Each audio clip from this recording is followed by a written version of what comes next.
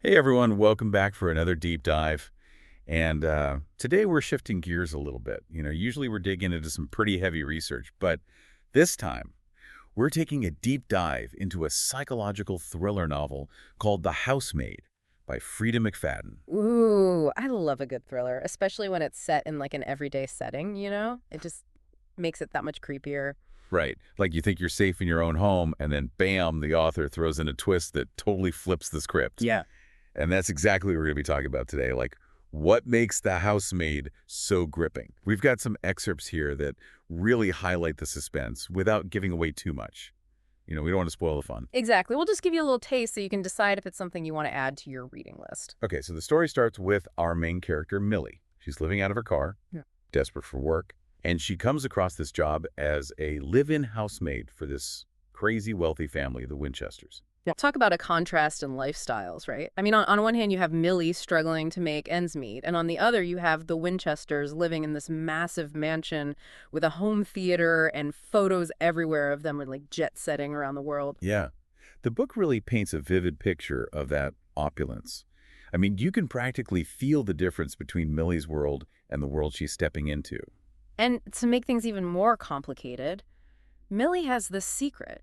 She's an ex-con, and she's terrified of someone finding out about her past. Yeah, there's this one excerpt where she's freaking out about a potential background check. It's like she knows she's taking a huge risk. It makes you wonder, right? Like, why would she take the job knowing her secret could be exposed? Is it purely desperation? Or is there something more drawing her to the Winchesters? Yeah, that's a question that keeps you hooked from the very beginning.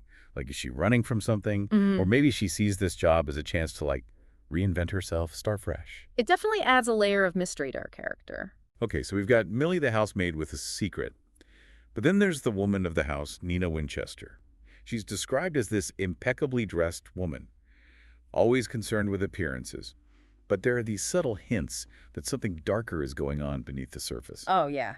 There are definitely red flags that start popping up right away, like What? the locked attic room, Uh-huh. her obsession with organic cleaning supplies, the way she reacts when her husband compliments Millie's cooking. It's all very unsettling. Yeah, you get this feeling that Nina is not who she appears to be.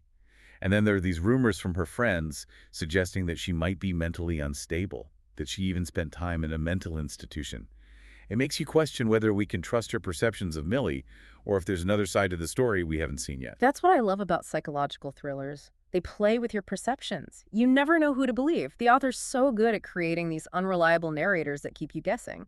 Okay, so we've got Millie, the housemaid with a secret, and Nina, the enigmatic employer with a potentially troubled past. But then there's the husband, Andrew Winchester. He seems charming, kind, even a bit out of place next to his controlling wife. He's quick to compliment Millie and seems genuinely concerned for her well-being. Which is a stark contrast to how he interacts with Nina, right?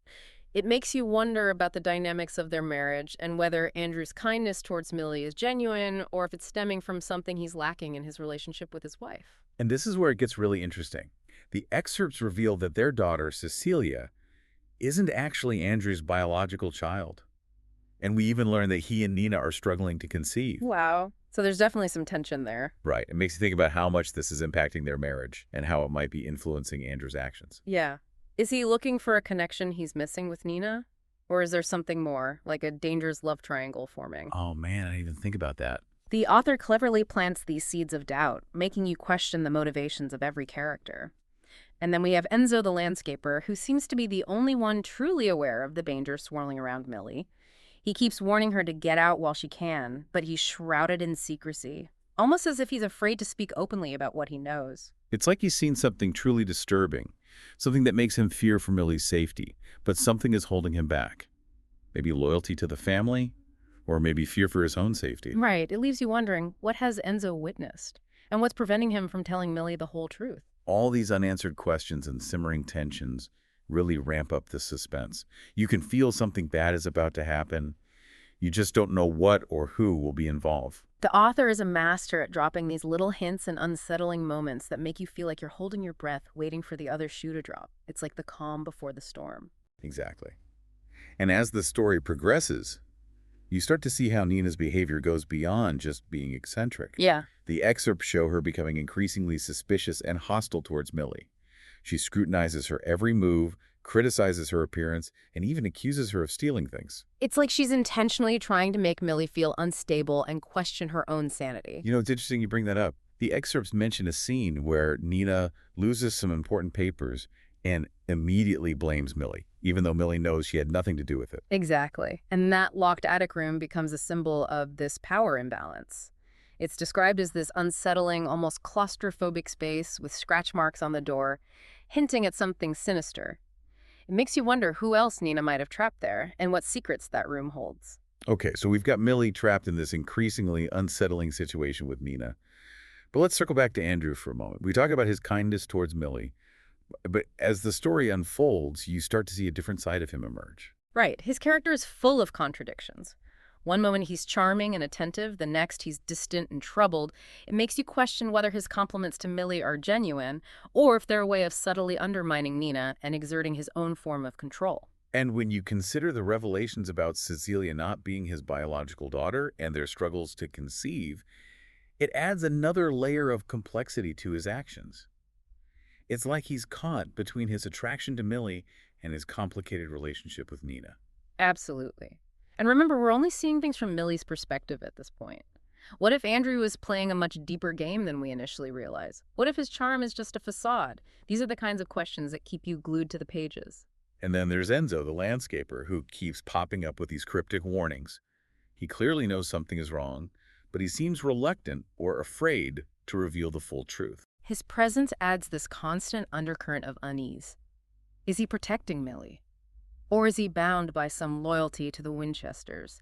It's as if he's trying to guide Millie without directly revealing what he knows, which honestly just makes the situation even more unsettling. It's like he's saying, trust your instincts, there's danger here, but he can't explicitly tell her why. Exactly. And that tension, that feeling of walking on eggshells, permeates the entire story. It's as if every interaction, every seemingly innocent detail could be hiding a dark secret. And what about Millie? What do the excerpts tell us about how she's coping with all of this? Well, you can see her starting to realize the extent of Nina's control. She feels increasingly isolated and trapped, both physically and emotionally. But there's also a glimmer of defiance, a sense that she won't be a victim. The question is, will she find the strength to break free before it's too late? It sounds like the author is really skilled at creating this sense of impending doom, making you feel like you're holding your breath, waiting for the other shoe to drop. And that's the genius of it. The excerpts leave you with this feeling of unease, this knowledge that something terrible is about to happen, but you're not quite sure what or who will be involved. And that, my friend, is what makes you want to keep reading. Okay, so we've talked about the unsettling atmosphere, the complex characters, and those lingering questions that just keep you guessing.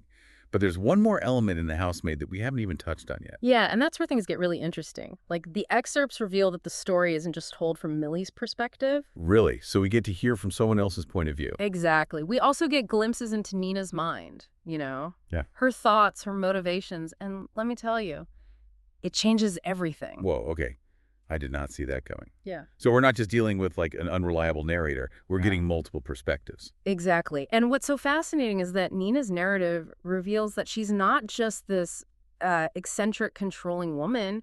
She's a survivor. We learn about her past, you know, the years of manipulation and abuse she endured at the hands of her husband, Andrew. Hold on. So Andrew isn't this seemingly nice guy we thought he was. Well, as Nina's story unfolds, we start to see Andrew's true colors.